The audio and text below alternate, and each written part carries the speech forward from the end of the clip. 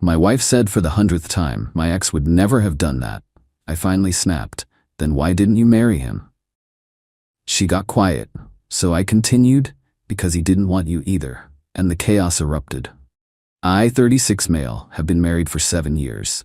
7 years of hearing about a man I've never met, never wanted to meet, and honestly never gave a damn about until my wife made him the third person in our marriage. It started small. Year 1, we're assembling furniture. I'm sweating, cursing at an instruction manual written by someone who clearly hates humanity, and she goes, "My ex was really handy. He built me a whole bookshelf once." Cool, good for him. I finished the dresser, crooked but functional. Year 2, I forget our anniversary dinner reservation. My bad, genuinely. But instead of just being mad like a normal person, she hits me with, "My ex never forgot important dates." He had this whole calendar system. Year 3, I get a promotion, but it means longer hours. My ex always prioritized quality time. He understood balance. Year 4, I try planning a surprise birthday party for her.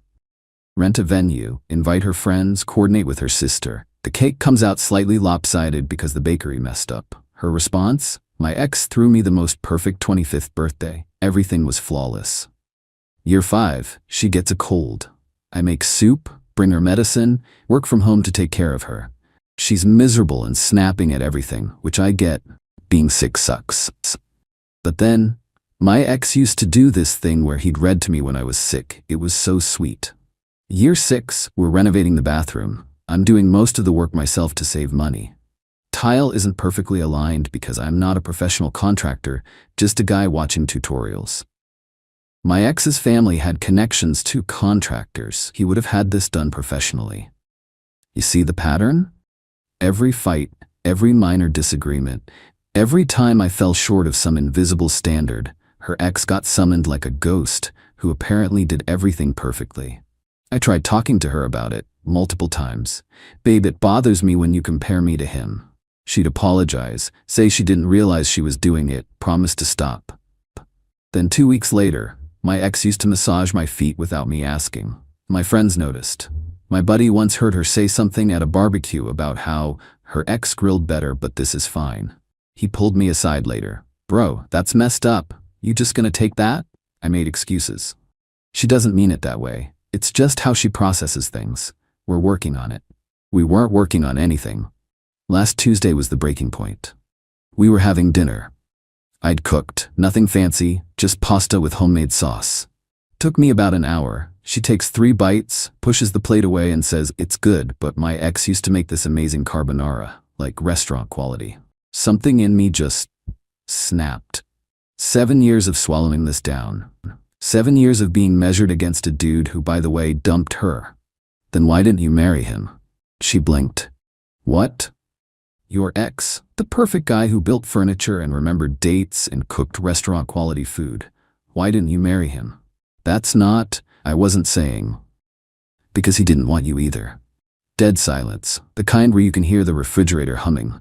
Her face went through about 6 emotions in 3 seconds. Shock, hurt, anger, more anger than this cold fury I'd never seen before. "How dare you?" "How dare I what? State facts? You've been throwing this guy in my face for 7 years. 7. And the whole time, I'm supposed to just sit here knowing he's the one who ended it. You didn't choose me over him. He chose nobody over you, and I was the consolation prize." She stood up so fast her chair scraped against the floor. "You're disgusting. You know that? Absolutely disgusting. And you're obsessed with a man who didn't want to keep you. We all have our issues. I spent 7 years building a life with you, and this is how you treat me. You spent 7 years reminding me I'm second place. Maybe check the mirror before you lecture me about treatment." She grabbed her keys and left, slammed the door hard enough to rattle the windows. I sat there with my apparently inferior pasta, wondering if I just ended my marriage. Spoiler, I had. But not in the way I expected. Update 1, 4 days later. So, things escalated. Obviously. My wife didn't come home that night, or the next. She went to her mother's, which I found out via text at 2 a.m. "Staying at Mom's. You need to think about what you said and apologize. I won't come back until you do." I didn't respond, not because I was being petty, but because honestly, I wasn't sorry. Was it harsh? Yeah. Did she deserve to hear it after 7 years of this? Also, yeah. The next morning her sister called. Now, her sister has never liked me. She thought her sister was settling when we got married, and she's made that clear at every family gathering with little comments and looks. Once at Thanksgiving, she said loud enough for me to hear, "He's fine, I guess. Not exactly what I pictured for you. You need to fix this," she said. No hello, good morning to you too. Don't be cute. She's devastated, crying all night. How could you say something so cruel? Did she tell you what she said to me? What she's been saying to me for 7 years. Pause. She mentioned the ex comments, but that's just venting. You're her husband, you're supposed to handle it. Handle being constantly told I'm inferior to her ex-boyfriend? That's what husbands are supposed to do? You're twisting it. She loves you. Sometimes she remembers good things. For 7 years. Every fight, every mistake I make, her ex would never. Longer pause. Just apologize. Be the bigger person. I'll think about it. I didn't think about it. Day 2, her father called. This was new. The man had maybe spoken 100 words to me in 7 years. Quiet guy. Stayed out of things. Son, he started, and I knew this was going to be bad because he'd never called me son before. I don't know what happened between you two, but my daughter is hurting. Whatever you did, you need to make it right.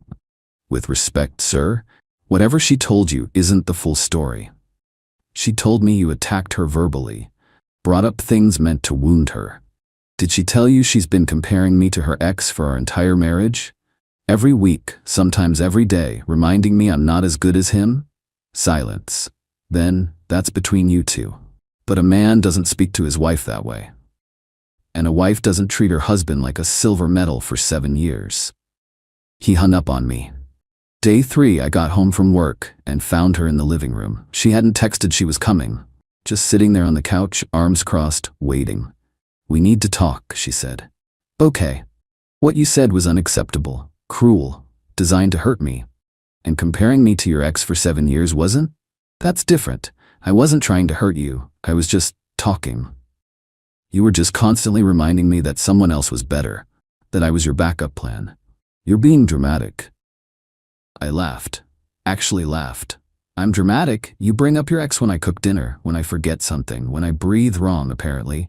But I'm the dramatic one. He was important to me. That relationship shaped who I am. Then be with him. I can't. She stopped. He's what?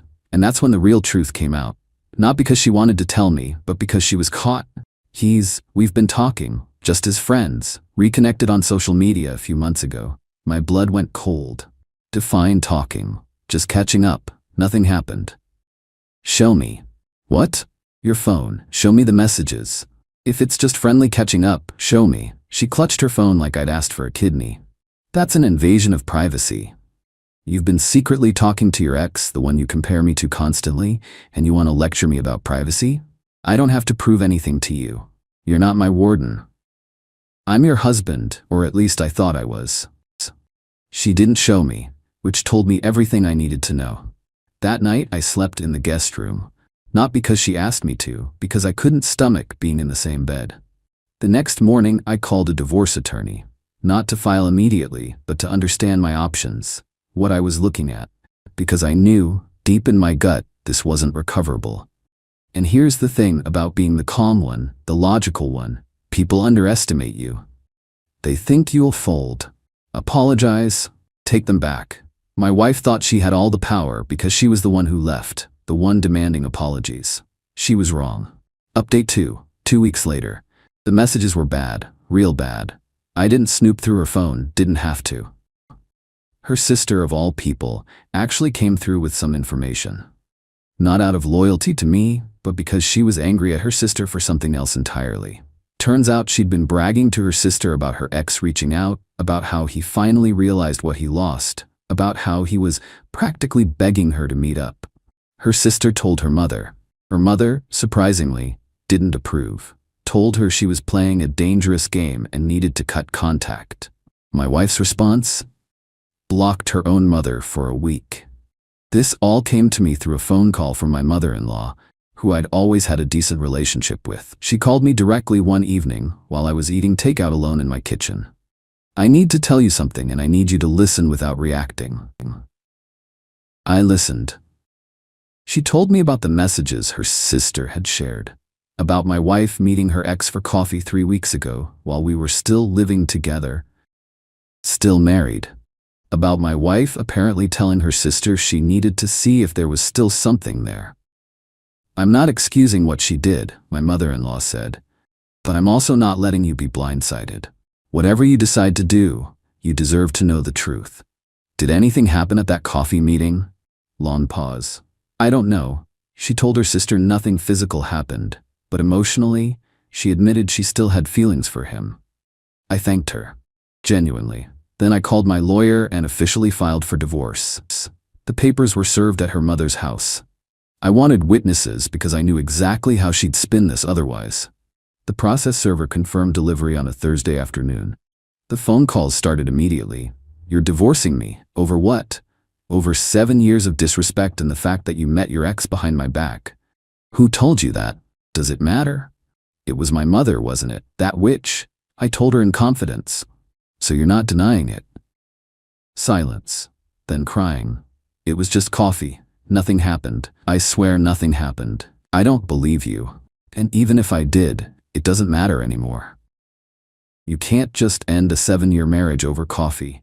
I'm ending a 7-year marriage over you constantly comparing me to someone else, secretly reconnecting with that person, meeting them behind my back, and showing zero remorse for any of it. The coffee is just the cherry on top. I made one mistake. One, after 7 years of being a good wife. Good wives don't tell their husbands their exes were better. Good wives don't secretly meet those exes. And good wives don't double down when they're caught. She hung up on me. Over the next week, her family launched a full assault.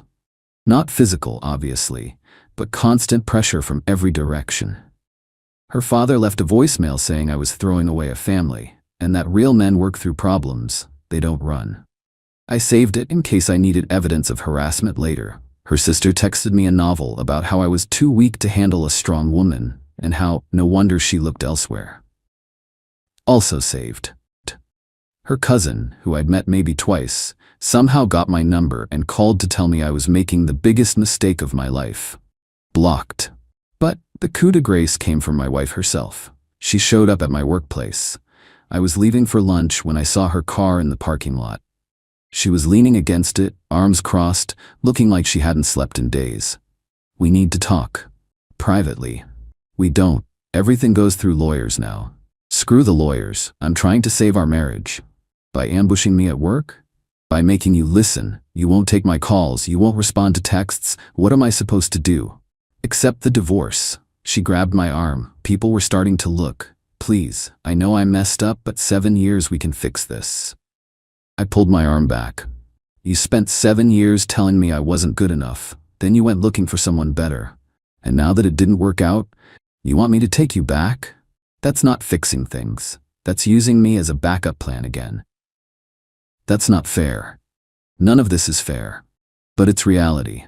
I walked away, got in my car, drove to a drive-thru because I'd lost my appetite for anything else, ate alone in a parking lot, and tried to process the fact that my wife genuinely seemed confused about why I wasn't forgiving her. That's when I realized, in her mind, she hadn't done anything wrong. The comparisons were just talking. The secret meeting was just coffee. My feelings about all of it were dramatic. She wasn't going to change. She couldn't even see the problem. Update 3, final, 3 months later. The divorce finalized last week. 8 months total from filing to final decree. Felt like 8 years. Her entitlement during the proceedings was something else entirely. Her lawyer was aggressive, I'll give him that, probably feeding on the anger she brought in. First, she wanted the house I bought before we got married. The house that was solely in my name because I bought it 2 years before we even met. Her lawyer argued she'd contributed to the household for 7 years and deserved equity, said she'd helped with improvements and maintenance that increased the property value. My lawyer pulled out records showing I'd paid the mortgage entirely.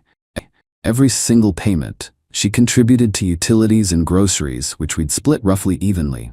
But the house, that was mine. Bought and paid for before she was even in my life. The judge agreed. She got nothing from the house. Second, she wanted alimony.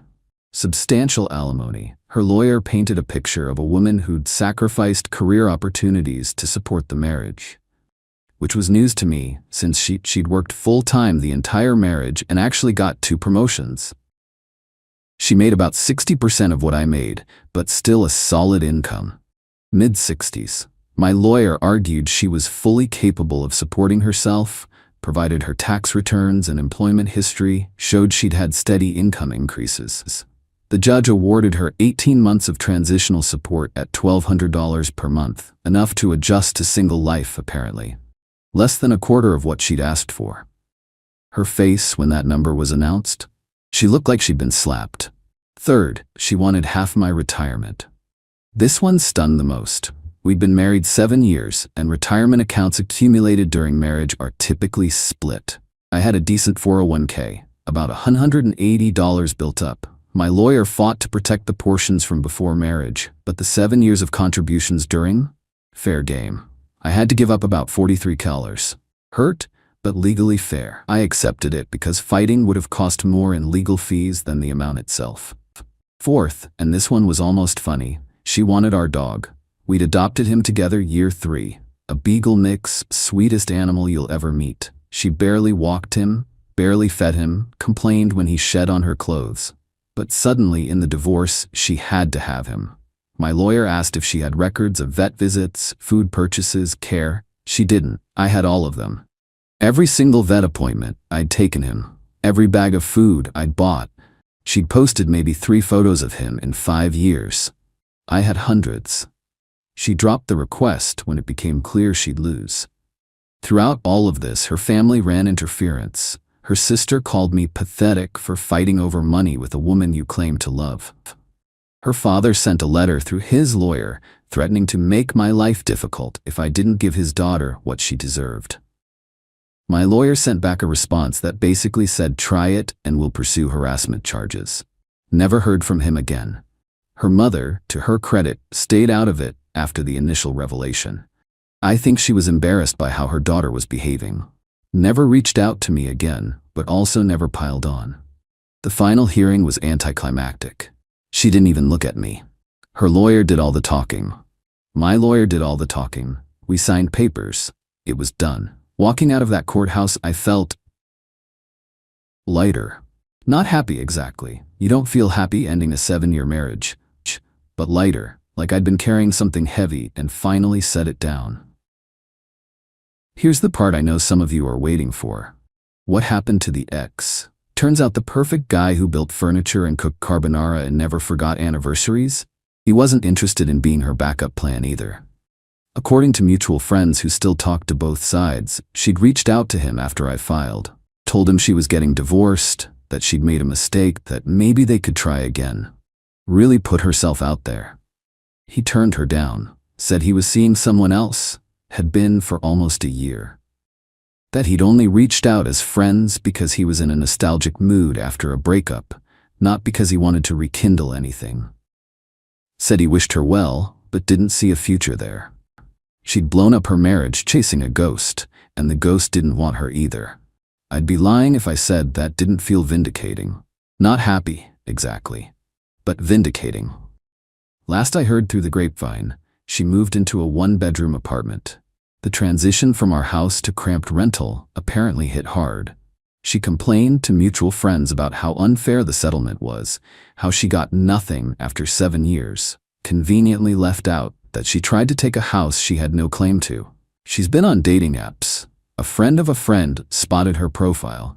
One of her prompts said something about looking for someone who appreciates her. Rich, considering. Her ex got engaged to his girlfriend a month ago, saw it on social media. She apparently posted something vague about timing and missed connections that same day. Still not over him. Her relationship with her family is strained. Her mother is still barely speaking to her after the whole blocking incident. Her sister took her side publicly, but apparently they've been fighting privately about money stuff. And me? I'm adjusting. The house feels different now. Quieter. Sometimes too quiet. I've rearranged a few things, made it feel more like mine again. Got rid of the throw pillows she picked out, changed the curtains. Small stuff, but it matters. I'm not dating yet. Not ready. 8 months isn't enough time to process 7 years. Started therapy about 2 months ago, which I probably should have done years ago. Learning to identify what I actually want versus what I was willing to accept. My therapist said something that stuck with me. You spent 7 years being told you weren't enough. That leaves marks. Give yourself time to heal those before bringing someone new into your life.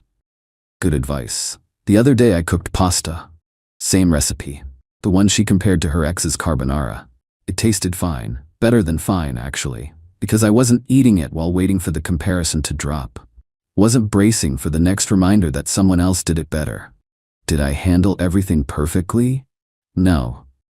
That comment about her ex not wanting her was brutal. I could have taken the high road, addressed the issue calmly, suggested couples counseling years ago instead of eating my frustration. But after 7 years, I was fresh out of high roads. Sometimes you snap.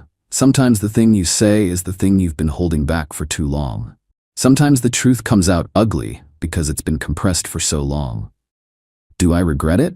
Honestly, not really. It forced the truth out. Made her reveal the secret contact with her ex. Made me realize this marriage had been dying for years. Poisoned by constant comparison and quiet resentment on both sides. Better to rip off the bandage than keep pretending everything was fine. To anyone reading this who's going through something similar, trust your gut. If something feels wrong, it probably is. And you're not crazy for wanting a partner who sees you as their first choice, not a consolation prize. Not someone who settles for you while dreaming about someone else.